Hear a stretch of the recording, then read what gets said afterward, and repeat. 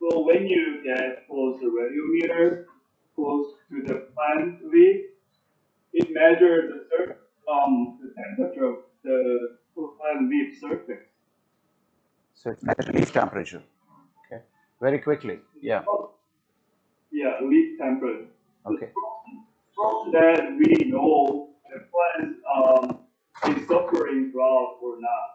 So when a healthy plant can do transpirate, cooling themselves, the body temperature.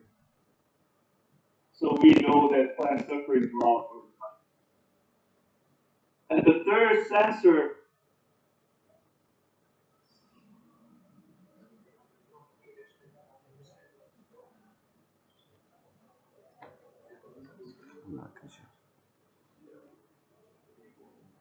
Not hearing. Is unmuted. It's muted. How much light the sensor? Yeah, उसको बंद करें. Turn it off, please. Right, the sensor and how much. Sir, can we come near the laptop only? Come on. Okay. Turn it off, please. It's causing a lot of nonsense here. Well, let's listen to this. Okay. Hold on, Sanger. Again, we are getting into trouble here.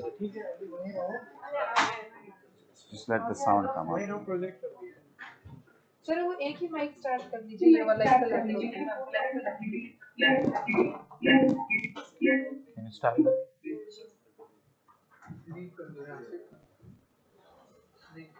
यहाँ से mute करना Too many chefs spoil the food. That's what is happening.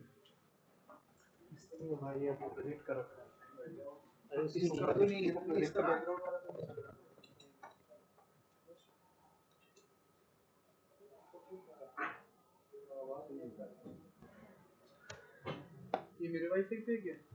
हाँ।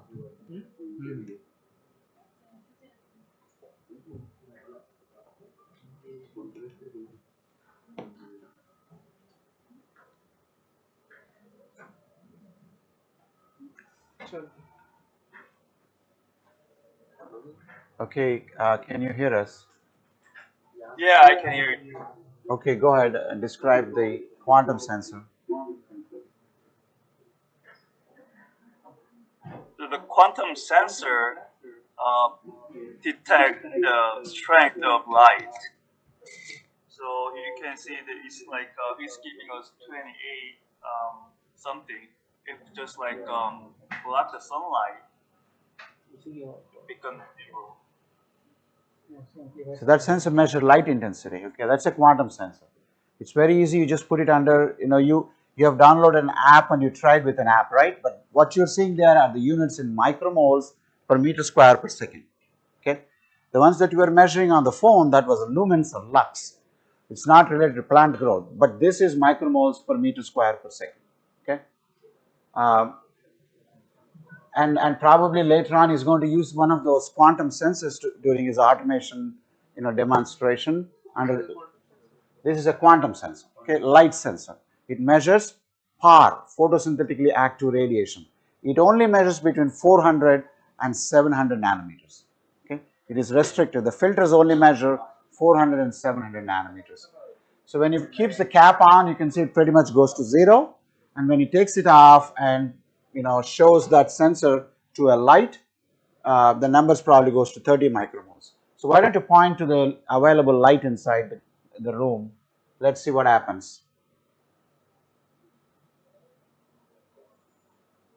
See, right now he's turning the sensor to the lighting like this, but what you're seeing is approximately 100, 126 micromoles. Is that an LED light that you are? No, it's just normal light. Oh, it's normal light. So it's kind of generally bright, about 100 micromoles, okay? But you take that sensor outside and put it under sun, you may see up to 1200 to 1600 micromoles, okay? That's an instantaneous measurement, okay? But in order to get moles per meter square per day, you connect that sensor. Right now it is connected to a handheld meter, a display, but you connect that same cable to a data logger. And the data logger continuously measures that value, adds that for you, and at the end of the day gives you total light received by the plants in moles per meter square per day. Okay, that's a quantum sensor. Do you have a 5T probe with you? Yep. So the force sensor is 5T sensor. So I want you to also put that EC probe, the HANA probe, in the solution, and then this 5T probe in the substrate, the strawberry substrate in the part. He's going to arrange that. He's going to show you the display there. So remember that probe has electrodes, okay? The two screws, metallic screws you see on the probe.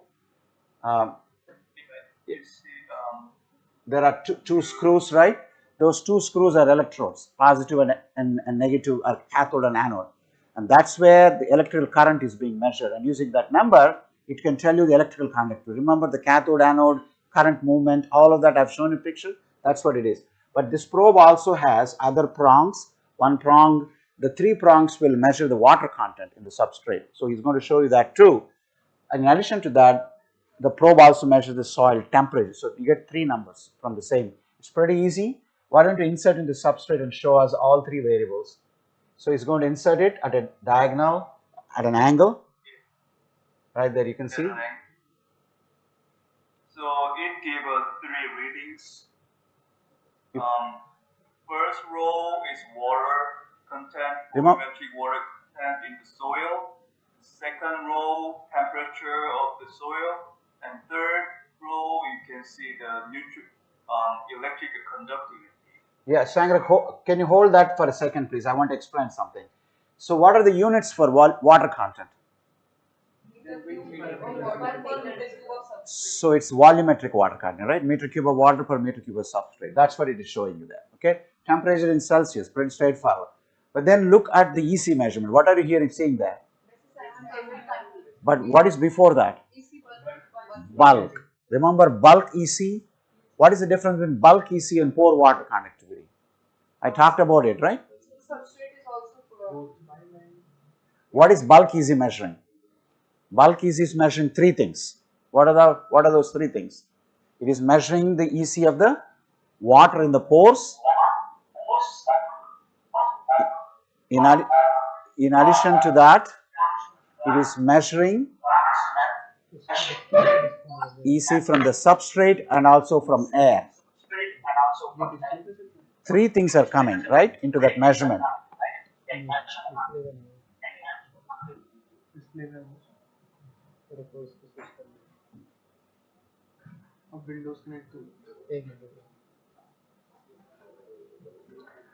So while they're redoing it, remember there is pore water EC and bulk EC, right? You can measure pore water EC. What was the procedure I talked about to measure substrate EC based on pore water electricity? What was the procedure called? Pour through method, right? Using pour through method, you can extract the solution in the pores into a saucer and into a beaker, right, like that, and you can put that HANA probe that he showed you into that solution, and then you get pore water EC. But this one is bulk EC. You insert the probe into the substrate, and very quickly, once you press enter, you get a value bulk EC. The bulk EC is coming also from pore water, but in addition to that, that number is affected by the solid particles in the substrate and also the air. Therefore, the overall number from bulk EC is always going to be lower than pore water conductivity. Okay. Hey, while you're doing that, can you put that HANA probe again back into that beaker that you have? If you want to come closer, come closer. That way you don't have to. You can see definitely on the laptop here.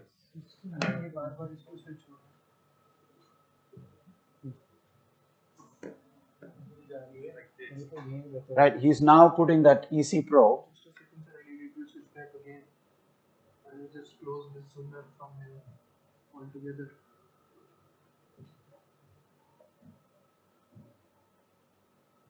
That is the difference between, I'm sorry, developed and a developing country. Sorry to say that. The government may claim many things, This is one of the topmost universities and it should have highest speed internet.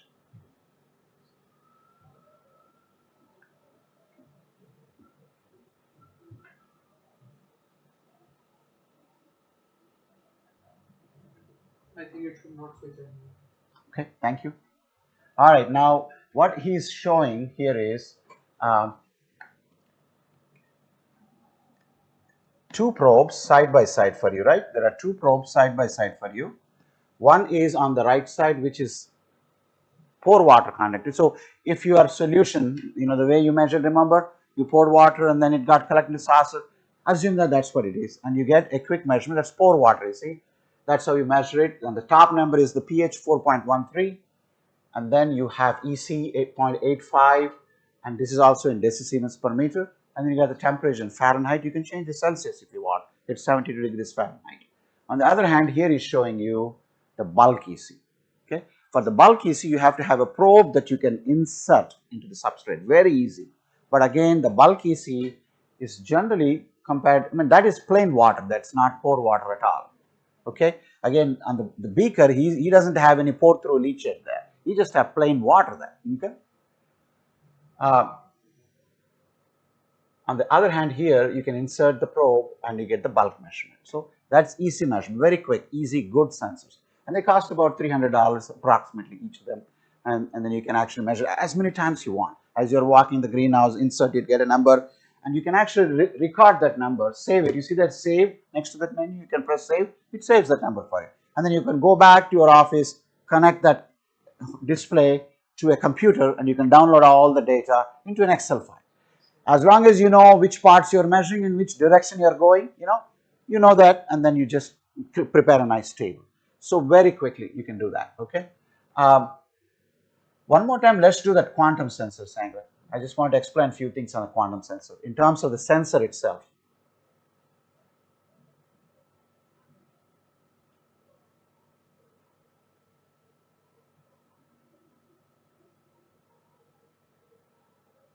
So this sensor is going to remove the cap, and I want you to show, that white piece. You see that white piece is where the light is being collected.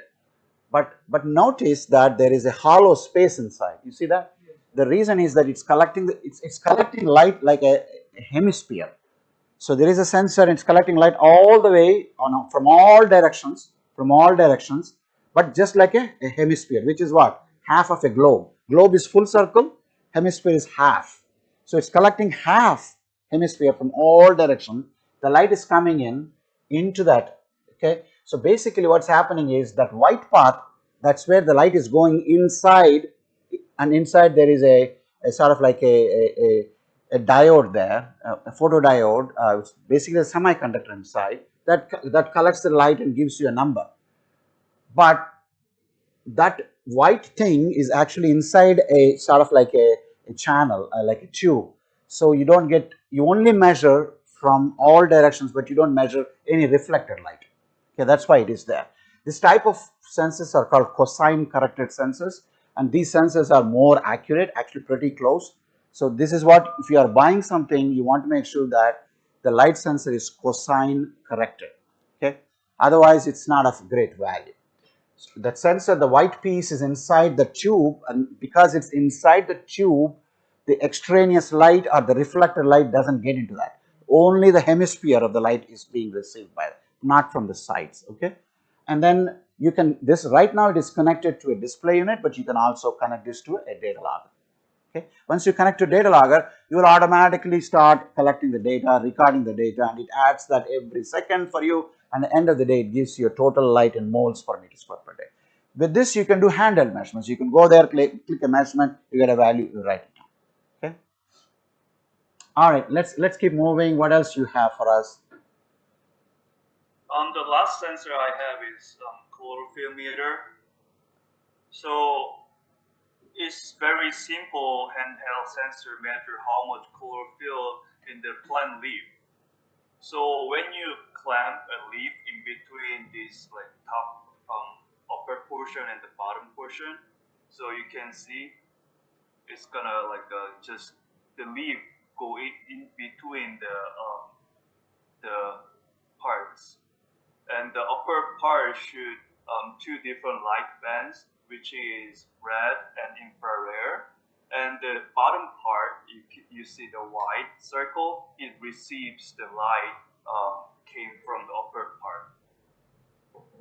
Like this, you clamp leaf like this in between here, and just clamp, and just click. Then the sensor automatically measure. You see is what it says is done. So when you just insert it, it's like it says busy, means it's measuring, and after it's done, it says done and give you the number of fill on the leaf. So that number, I'm going to explain a little bit, Samuel. So it's measuring chlorophyll content, okay? And you can see PCI here. Oh, okay, chlorophyll index then. It's a concentrated chlorophyll index. So it's a kind of like a normalized value. It's not in milligrams of chlorophyll per per milligram of tissue, something like that. It is an index, normalized value. And the technique is very similar to what I described this morning when I was talking about digital technology. Remember, chlorophyll absorbs red light, right? So it is measuring the amount of red light that's being absorbed by the leaf, and it's also looking at near infrared light, both of them, okay?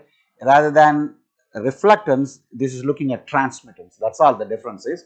But end of the day, it is the same procedure. It's looking at red light and it's dividing that red light transmittance by near infrared light transmittance, and you get the chlorophyll index. That number has no value.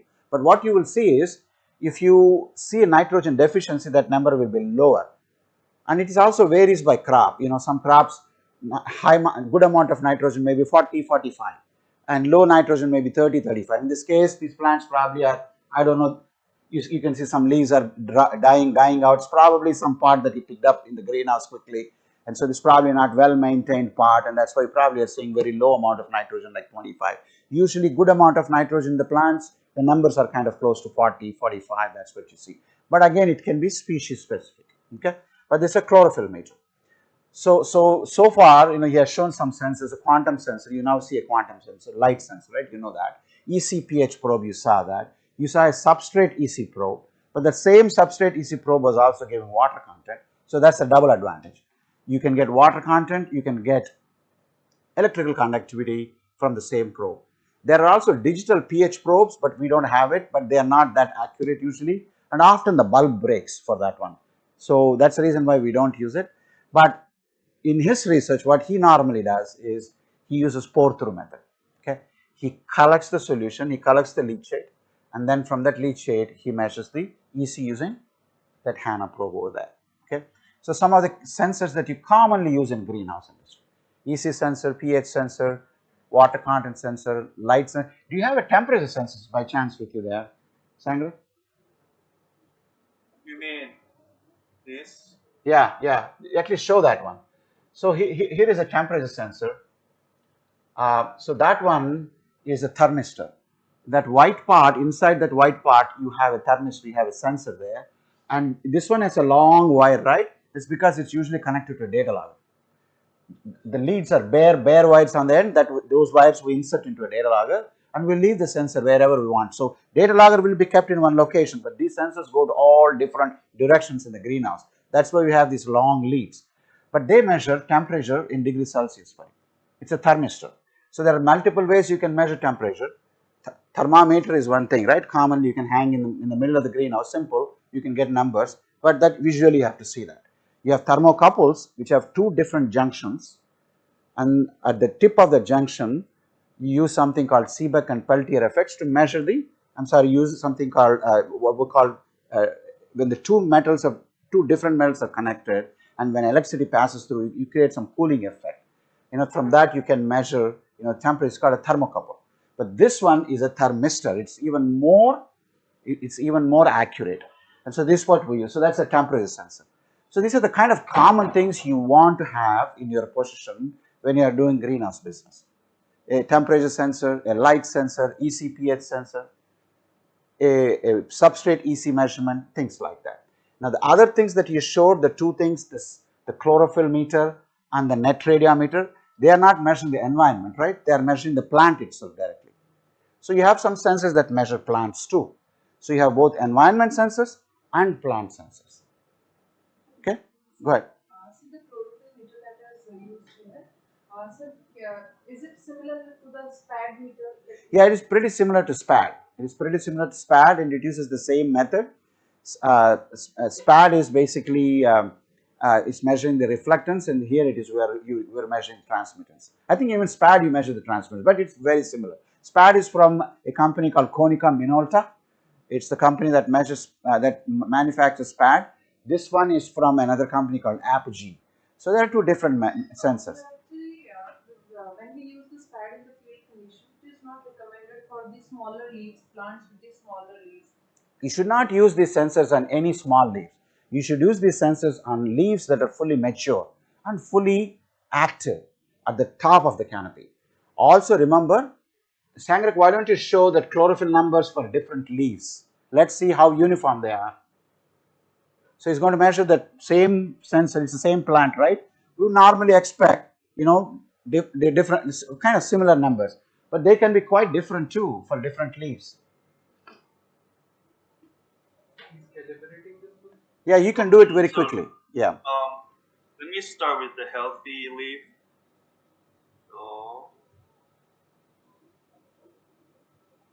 So healthy leaf is like 26.1, and let me measure the brown leaf.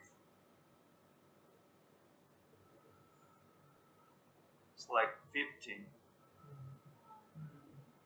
So less chlorophyll there. There's no chlorophyll there, right? But then I want to also show us, how much variation is there from one leaf to the other leaf. So let me measure this one, and it give us 30.4. And let me just measure the one next to.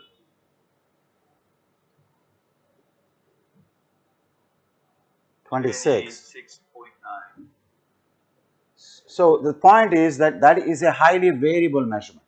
Just like light intensity, if you move that light sensor a little bit, the numbers change big. So how do you take care of this? Do you want to just take one measurement and say this is the number? No, it makes no sense. It's just a random number. What you do is you collect several measurements because it's so quick, isn't it? Clamp it, you get a number, clamp it, you get a number. So you measure at least 5 points, 5 different leaves on one plant, and then get an average. You can press average, SPAD does the same thing. You can collect 5 measurements, press an average, you get an average for 5 different leaves, from 5 different leaves.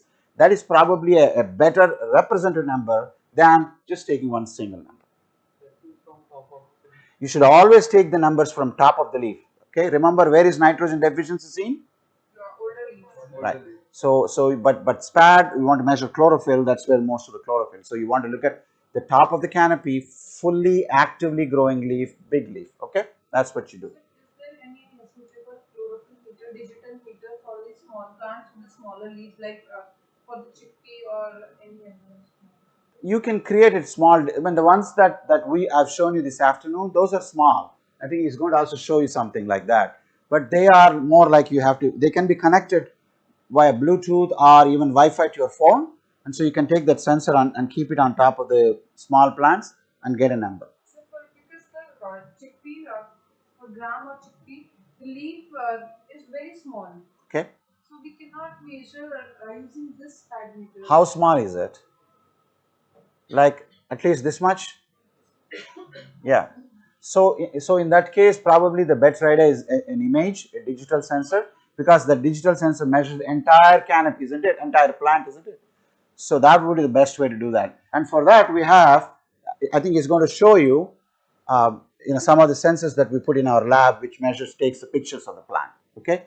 So go ahead, Sangre, go ahead and set up that automation thing. Describe the logic that you are trying to do so people understand what you are trying to do. Okay. And then we can get to, the real deal here. Okay, while you are there, can you please show the data loggers too? Let them see the data logger. I've been talking about the data logger. So it's a very small data logger right there. You can see, you can take those bare wires and you can connect right into the data logger at the bottom, and that it keeps on storing the data for you. And you can connect your computer into that laptop, and then from there you can download the data too. Okay, That's a data logger. I think he's using the data logger to, do some automation today. Is a battery in front of it. So if you leave it in the field also, you can continuously collect data for days and days and days. It's put inside a protective covering, so you get, protection from rain, wind, and things like that. But go ahead and explain what you're doing. So I connected a 5T sensor to the data logger to measure the nutrient contents. So you see, so there is actually three parts. The sensor measures the data and send to data logger. Here you can see data logger, and data logger takes action by connecting either like an LED light or like an irrigation pump. In this case, I program the 5T sensor scan every 5 seconds to measure, you can see, to measure temperature, nutrient contents, volumetric water contents. And when the sensor scan the nutrient contents below than the set value, then the LED light will turn on. Okay, so let me explain it one more time to everyone here. So is that light turning on based on temperature or VWC or EC? EC. Okay, so when EC goes below 0.5, the LED light will be turned on. Okay, so I understand. So he's going to just do a demonstration. He's just showing you, how do you automate something with a sensor, right? So what he's trying to do here is he has a sensor. The sensor measures electrical conductivity, and when the electrical conductivity is less than 0.5, okay, he's telling the data logger to automatically turn on lights. Okay. Now normally you would automatically turn on fertilizer pump, right? Because if it is less EC, you want to turn the fertilizer, right? But it's the same thing. It's the same operation. He's automatically turning on lights. That's all. Okay. So where is your light? LED light. Sagar, can you show us? So that's the LED light. Okay. He has a very tiny LED light. Just turn it towards us. Yeah. Can you? It's right now turned off, right? Yes. Okay. So that's the LED light. Keep an eye on that. I think he has two bottles, and in each bottle there are two different liquids. One liquid probably has a higher EC than 0.5. The other probably has a lower EC than 0.5. So when he puts it in higher EC, the light should not come on. Higher EC, this is low EC. Okay, so the right side one is low EC. Right now it is on higher EC solution. What is the EC of the solution right now? What is the number? It's 0.8 now. So it's 0.8, it's higher than 0.5, so the light did not come on. But when he puts that sensor onto the other one, which is lower than 0.5, hopefully the light should come on. That's the plan here, right? Yeah, this is reverse osmosis water, so there's no nutrient at all. Okay. So the EC should be 0. Yeah. So if I just switch 5T sensor from here to the other one, the EC changes. So hold on, is the light turned on right now? Can you show us the LED light? It is not turned on. You see the light is not on. So let's see what happens when you put it there.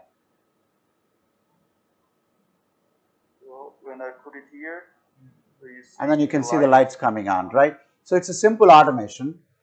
You can turn on the same. So now show us the automation part itself. Let's go into the data logger box, and I will explain what's going on there. So a little bit back. Okay, so yeah, there you go. That's good. That's good enough. Thank you. So that black piece at the top, that's a solenoid. It's an electronic switch. Okay.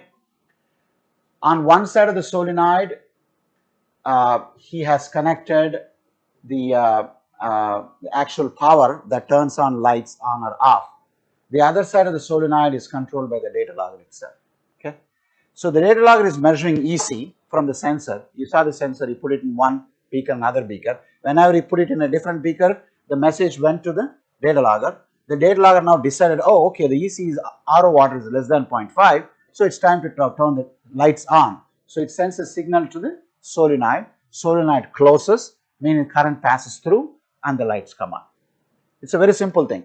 Instead of light, if you connect the solenoid to a pump, the pump comes on, meaning fertilizer water is added to the plants. It's just the programming piece. You can write a program, and you can see there is an RS-232 cable, you know, the 9 holes, there is a cable right there. You can connect it to your computer and to this device, and you can send the program from your computer into the data logger.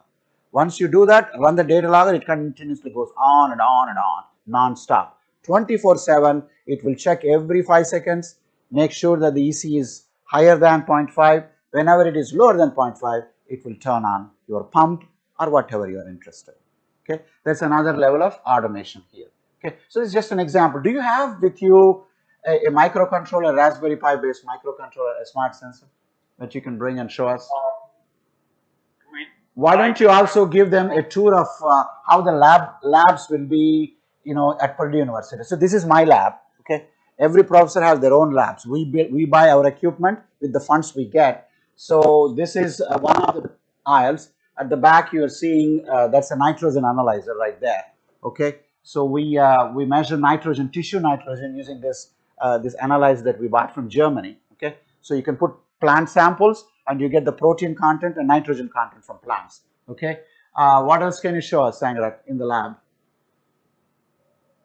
I'm currently doing nutrient pigment analysis. Okay, so that's a spectrophotometer, and he's conducting some pigment analysis. He's looking at carotenoids, anthocyanins, pigments like that. And so for that, you're going to use, you know, a spectrophotometer like that, and a few other pieces of equipment that are needed with the spectrophotometer. Okay, I think you also have so that's a hyperspectral imaging system right there.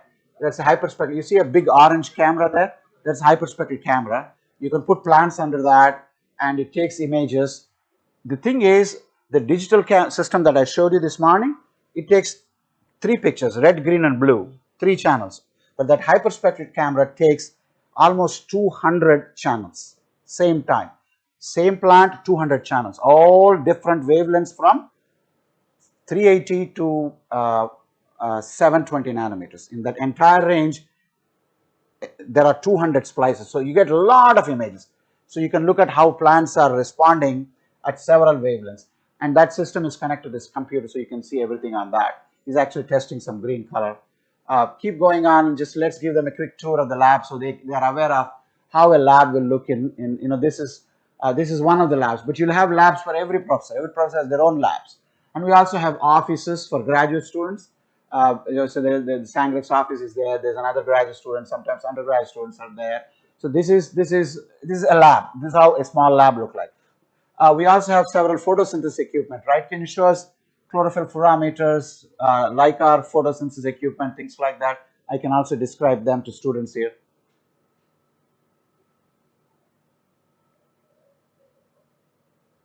So that one is a leaf area meter. Go ahead and show the leaf. Okay, while you are here.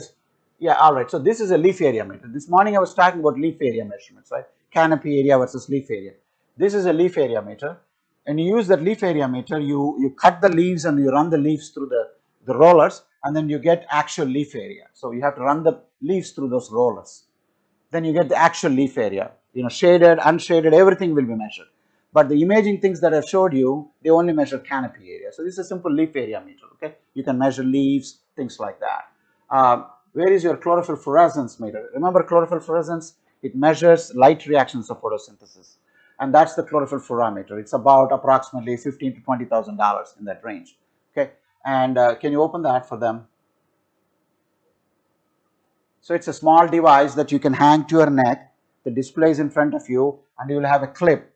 Can you please lift it and show us? Yeah, there's a clamp that you clamp onto the leaf, and then there is a display. It's inside that plastic behind. Can you show the display also? The display unit is right there. So he's taking the display unit, and you can open, and right there you get the measurements. You can see the display right there. That handle unit is connected to the display, and you clamp on and give a saturation pulse. You get the rate of light reaction indirectly of photosynthesis. It's a very useful measurement, plant physiologic measurement. Okay. There are also some more complicated measurements, like you can actually measure photosynthesis, like the Calvin cycle, amount of carbon dioxide taken by the plants. And I think he has that inside this. It's a big and heavy equipment. It's in a big suitcase. It's a big unit with heavy clamps also onto that. That one actually costs almost close to $50,000. So if you are running a lab, if you are conducting research, you have to maintain a lab, and in order to maintain a lab, you need money, right? So what happens is when you start as a faculty in a university, big and good universities give you what we call startup money, startup funds. Okay, you can use the startup funds to buy some equipment, but then very quickly within 4 or 5 years they expect you to become independent. You have to get your own grants. From those monies, you have to buy your own equipment, right? That is the expectation. See, here is a Leica 6400. It measures photosynthesis, but it's a lot more complicated than a simple leaf chlorophyll meter. So that's much bigger. So you can clamp onto the leaf. It takes some time, 3 to 4 minutes to get a measurement. So these are all the kind of things you will get exposed to when you go to a lab, a university in the United States. You have to make sure that you go to a good university. Not all universities are good. Okay, there are universities who will simply give admission to you because they want students come and pay their tuition there. Okay, that's business. But you got to go to big universities, good universities, solid. 30,000 plus students, something like that. Okay, and these universities faculty are. This my lab is, so I have research, I have extension, and I have teaching. So this is just the research part. But there are people who only focus on research, maybe much bigger labs, $1 million of equipment sometimes, because that's what is needed for them. If there's a molecular biology lab, you need millions of dollars to buy that equipment, right? Plant physiology equipment are less expensive than molecular biology, right? Those in molecular biology. But still, you have to maintain your own lab. So we maintain this lab, but we also have production areas. We have greenhouse space, we have indoor production spaces. Any chance you can give us a tour also of that, Sangrak, with your phone? Is it possible? Excuse me? Can you give us a tour of the indoor facility or greenhouse? Is there anything growing on in the greenhouse? Is it too dark? Is it dark outside or is it sunlight? We have some sunlight there. Okay. Do you want to just give us a quick tour of your research and your greenhouse space? So students get their own space. They work in the greenhouse. So I think he's walking outside the lab. My lab is located in the basement, so he's going to climb up to horticulture department at Purdue University, and then he's going to go outside of the building where we have this large greenhouse complex, and then inside greenhouse complex we have some 24 small greenhouses. Faculty get their own greenhouse sections. Some get only a bench, some get one greenhouse, some get 3 greenhouses. And I manage, so this is Purdue University, is just walking outside, is right behind the building. This is some of our small garden areas, but at the back, you have to get into that red color roof building, and behind that building are this huge greenhouse complex for us. This is pretty early in the morning, like 7 o'clock there. Yeah. So you are having lights. Sorry? Lights. Yeah, those are common things. Yeah, for analysis for breaking the tissue, right? Yeah. But he's walking through a small garden complex called Jules Janik Garden. Jules Janik was a senior professor. He was working in apples. He worked for 90 years. He retired at 92 years from Purdue. There is no retirement for us as a faculty in the United States. We can work as long as we want. But after some time, your productivity goes down, so it's better to retire, okay? Not stay there for long. But he's getting into our greenhouse complex. We have some classrooms on both sides. But right behind that, so there's a classroom. But right behind that, we have our zones. So my zone is, I have 3 zones where I do research. Sangrak does one research. There's a lettuce zone. There's a strawberry zone. But then I also maintain another zone for extension where I educate students with technology. So here is a greenhouse zone. I want you to show some of the sensors that you have there. That's why I want you to come to your zone. This morning I talked to them about Raspberry Pi based sensors. Just show them what you are doing there, so they are aware of what it is. So this is inside the greenhouse complex, and he's going to get to one of these greenhouses. So he's growing lettuce crop here in his research. So each bench is a replication, but he has several treatments, and you can see some of the sensors here. It's probably right behind that. There is. Can you go other way, please? We can't see the sensor properly. Yeah, right there is a simple Raspberry Pi based sensor that we put together. It's about that size, and this is prepared in our lab, and that sensor is collecting data and it is sending information to a solenoid and it's determining when to add fertilizer based on how much nitrogen is there in the plants. You can see something like that. Okay. Keep moving. This is what type of, by the way, irrigation system is this? This is ebb and flow system basically. He's growing plants in pots. He runs on water automatically every day in the morning for 15 minutes. RO water from the right there in the reservoir. Sangrak, I think it's a good idea if you take us into zone 21, please, so I can show them different hydroponic systems too. Okay.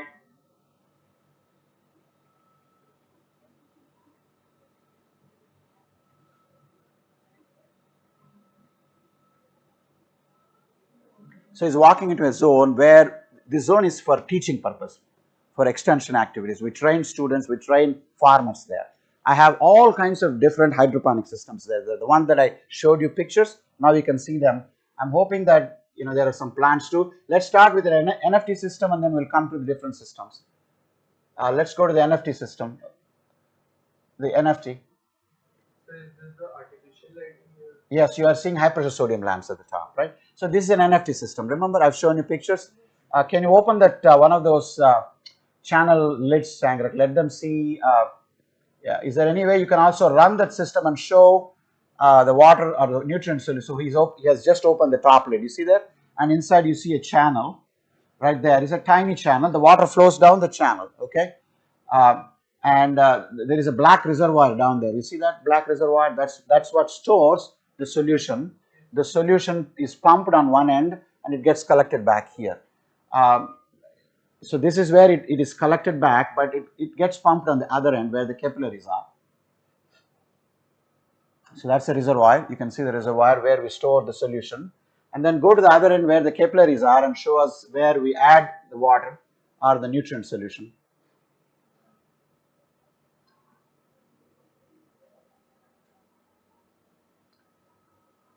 So right there, these are the capillaries. Right now he's not using it. Those capillaries are connected to the hole there. The solution gets into that and flows down the slope. And those holes, that's where we keep those rock wool cubes. You have any rock wool slab with you?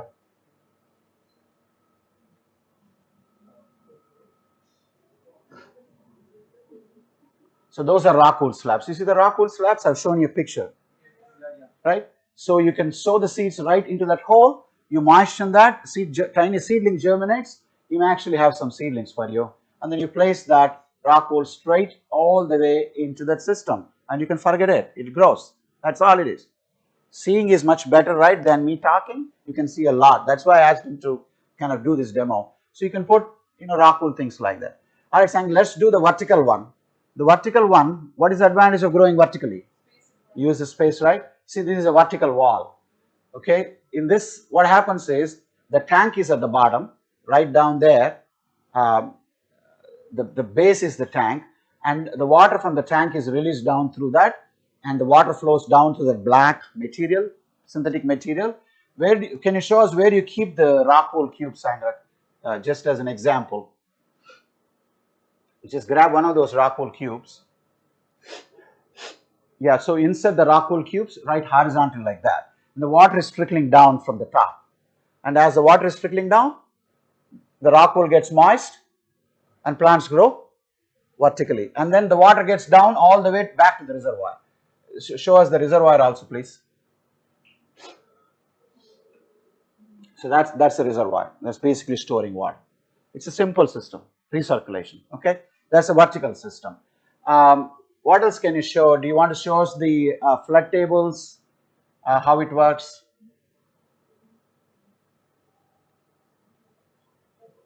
So here are some strawberries. Yeah, go ahead. You can show the strawberries. So this is a vertical farm. So small vertical farm. You have hydroponics set up, but the reservoir down there. You have plants and pots. Every day we turn on the water automatically. The water raises up, sub-irrigates the plants, bottom up into the pots, and then the water comes back into the reservoir. It's a recirculation.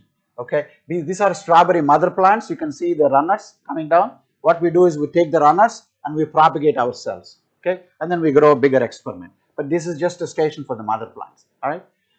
You have some hydroponic plants. Looks like you have some tomato or pepper plants at the back. Sir, these channels are made up of polycarbonate or metal? Which ones? The black trays? These white trays This is just plastic, right? This is a Dutch bucket. Let's look at the let's look at the Dutch buckets. So he's growing tomato plants in Dutch buckets. Is this pure hydroponics, Sangrak? Is it substrate? It's pure hydroponics. Okay.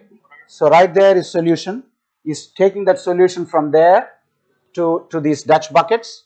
Can you lift one of those buckets for us, please? So it's basically, you see the roots, there is nothing there, it's just solution. We are not using soil or anything to grow. And how tall are these plants? Let's see what these plants are. Can you give us an idea about? Yeah, you can see there's a big tall plants. Remember, the tomatoes kind of hung up to the roof, right? We're anchoring them, right? We are not using any soil, but you can grow healthy tomato plants. You can harvest fruit also, probably as harvested some fruit. All right, these are Roma tomatoes. I can see a small tomato, green tomato there. There's a Roma tomato. Okay. Also show us the slab system, the rock wool slab system. That's one method, but this is the rock wool slab. Okay, it looks like these are pepper plants. In the rock wool slab, you see there's a big 2 feet long slab. Each slab has 3 squares, right, on top of them. Can you just lift those leaves and show us where those squares are, where the 2 feet rock wool slab is? Yeah, if you get there, you see right here, there is a slab. Maybe you may have to lift that one too. Yeah, right there, there's a tiny slab, right? What is inserted into that slab? A drip stake that is supplying fertilizer solution. The fertilizer solution gets collected into the tray and it goes back to the reservoir. So again, sub-irrigation. I'm sorry, recycling, right? But here we are using something called a slab. Grow Slab is the name of the company, but it's a rock wool slab. But each slab has 3 points. You see number 1, number 2, and there is a third point. 3 plants per 2 feet. And the same way you hung up these plants to the roof. High wire tomatoes, vine crops. Okay. While you are there, Sanger, can you focus up and show us the supplemental lights, high pressure sodium lamps? Right up there, you can see the high pressure sodium lamps, right? This is an older greenhouse. There are other greenhouses where we use LED lighting too. It's a glass greenhouse. That's why the structure is very heavy. You can see the heavy structure. Sorry? It's kind of more like a gable style. It's more like a gable style. Okay. Can you show us the fan and pad system also? This is more like a small laboratory where students actually do work. They collect ECP, pH measurements. That's pads, right? The problem, you see the green color? That's algae. So you got to continuously clean it. Okay. And there is a small tank on the right side down there. The water is stored there. The water is pumped along that at the top. It trickles down, gets collected at the bottom, and gets back in the tank. You see the tank, right? That the 2 PVC pipes are going down. That's where the water is stored. It goes up and then comes down. The exhaust fans are on the other side. Okay. And we have, computer. This is a teaching lab, so we have monitors there. So we stand there and teach students right in the lab, right in front of the plants. So these are big fans, So we also have a leaf area meter here. We also have a lot of glassware like test tubes and measuring scales. We also store fertilizer, a lot of stuff here. So students can do their own projects here, undergraduate students mostly. But we also bring farmers, growers, what we call growers. Grower is nothing but a farmer. Farmers of a greenhouse are called growers. That's all it is. Okay. Farmers are ones who grow outside. The same farmer, if they are doing greenhouse, they are called growers. That's all it is. So we call them growers, and they come here, they learn it. In fact, as soon as I go on August 15th, I'm doing a workshop just like this, but to growers in El Salvador. It's another country in Central America. They are all going to come and sit like you in one place, and we're going to do the same Zoom thing. But that is like a 4-week training, 4 Saturdays from morning to evening. Much more immersive crop production training, but experiential training. There's a huge benefit if I train you right in front of the plants compared to showing a big presentation. I tried my best explaining things, but if I show the same stuff in front of plants, it becomes so easy to understand because seeing is believing. Picture is better than 1,000 words.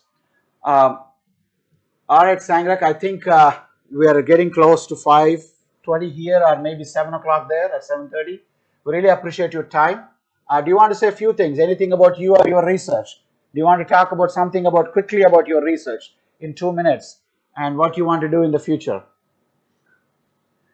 Okay. I'm working on organic hydroponic system. The issue we are facing is organic production generally produce less than conventional production. So we try to close the yield gap between organic and conventional farms. So we believe that helps also the farmers, but as well as the people.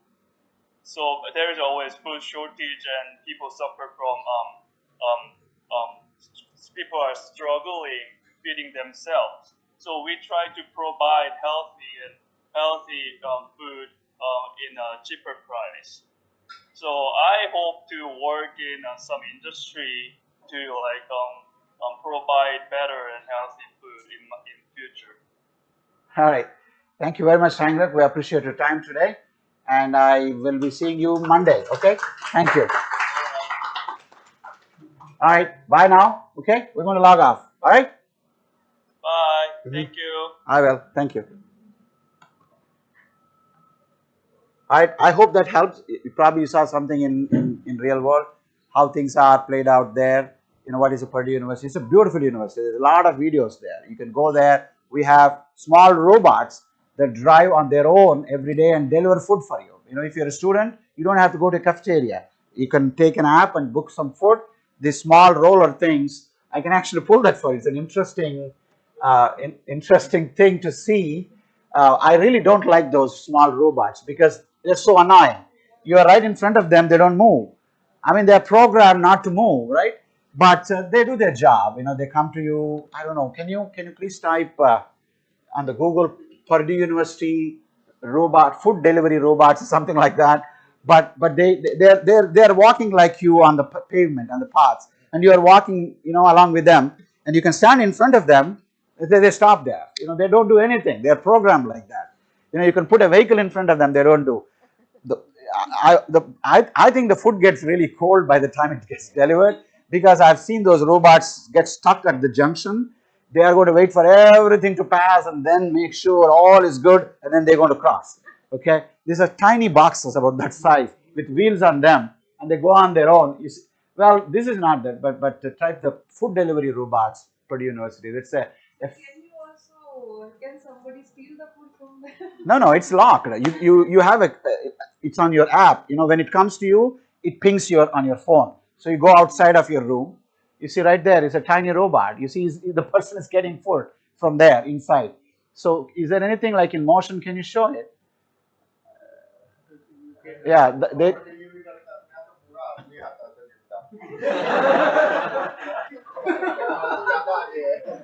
yeah, you see, it's going there. It's on its own. It's going there, and you know, somewhere, you know, it stops. The problem is it's on its own. You got your pizza inside. It comes exactly to where you ordered it, and you come outside and you type those 4-letter code, whatever it is. Then it opens, and you take your food and you go. Okay, it's a wonderful thing. This is not just Purdue University. There are many universities like this. Technology is big. You know, you will really like. This woman is buying some flowers probably, but you know. It's a different world. It's a different experience. Okay, so I hope some of you get that experience in the future. You know, but it's challenging times in the US, but it won't be like this all the time. Okay, governments come, governments go, people minds change, new government, new policy, something like that. The thing is, if you want to go to the United States, it is not as easy as it was 20 years back. It is tough. You have to understand the challenges you have. The main challenge you will have is the people out there, the faculty, they don't know you. They don't know you. Who are you? Other than a resume, a PDF resume, I have nothing about you. And I can create any resume, whatever I want. How do I believe you? That's your number one issue. Okay? So what do? Social media, websites, connections, go to conferences, give some talks, put it on YouTube videos. Some faculty may be interested in seeing what you're doing. Okay? Publish well, publish in good journals, you know, showcase yourself. Okay, don't write too many things. You know, the most important thing you don't want to do, I've seen it. I'm just going to take 2 minutes, Dr. Saab. Just tell them, because I may not have an opportunity. What I've seen is people apply from India, and the moment I read their application, I know that they did not write it. They did not write it. They probably paid 50,000 rupees and got someone do that application for them. I can see it like that. I see hundreds and hundreds and hundreds of applications. Don't try to cheat me. When I say I'm talking about I'm talking about generally the faculty over there. They see hundreds of applications. They know people. Don't do any gimmicks, because once I know that you did not write it, I have no interest in the application. It's going to trash. That's it. Over. Be honest. Tell them. Do your best in writing your own English. If you want to correct it with somebody, get it corrected only for grammar, not for construction, sentences, things like that. Explain yourself. We are looking for students. We have multiple creative activities, not just grade point average. Okay, grade point average is one of the things, but not all of that. We want to see your scholarly activity, we want to see your creativity, we want to see your research experience, we want to see your life experiences, we want to see your hardships, how do you come out of them, we want to see how you have helped in your community. Do you have other qualifications, music, talented things? Do you help people? All of that makes you an applicant. If you are thinking GPA is all I want, no way. In fact, Purdue University doesn't even consider GRE. Okay, if you write it, you submit it, good, we'll see, we'll take a look at it. It gives you value, but it's not a requirement. TOEFL is not a requirement. Okay, people even submit IELTS sometimes, right? But be genuine. Try to do hard work. Publish, even if it is 1 or 2 papers, doesn't matter. Be it good, nice, some form of international journal. Showcase yourself, your activities on social media, website. Create your own website, a tiny website. Lot of companies help you with websites, because a website allows you to tell more about yourself. An application is only restricted to what they're asking, but on a website you can showcase much more. Your work, your greenhouse, you can stand, you can talk, what you have done, what you have measured, your equipment, all that stuff. And if I'm interested in you, I start looking more, I start seeing your videos. That's how I know. Okay, this is how you get to, for a postdoctorship or for a PhD position, things like that. But the moment you come there, be sincere and be honest. I've seen students who come there, the second month they start applying for jobs. That irritates me a lot. You know why? I put 150% of my time, my money, my resources, believed in you, brought you from India in the hopes that you will really work hard in my lab, produce papers that gives you and me some impact. And 2 months later, you come and ask me. Sometimes some of the students, I don't know how they could do this, but they come and ask me, Professor Nimali, there is a faculty job at Ohio State University. How do you think it will work for me? I feel like, really, really irritated. I control myself and tell them, please, that's not meant for me. You have to leave my office. Please do not do that. You are there for a reason. The person who brought you there invested in time and money and effort in you, and you should respect that. The reason is this: if you do not, you leave and you go somewhere else. Remember, unlike India, I do not know, maybe in India it is now possible, but in the United States, all faculty are networked. They know each other. If you go to another faculty, the first thing that faculty will do is email me, call me on the phone. Hey, Krishna, I have a student who applied for it. What do you think about it? That's it. If you're not good, that's over for you. The career is over. Nobody is going to hire you. I'm telling you the truth. This is how it is. We will not rely on your references. We don't believe a lot of references that you bring in. There may be great references, unless it is from an accredited university like GBPAT, a professor like Dr. Ashutosh Singh is writing a sincere letter. We will consider, but you get your letter from your school teacher, from somebody, from a company. But I don't know. I don't want even to look at that letter.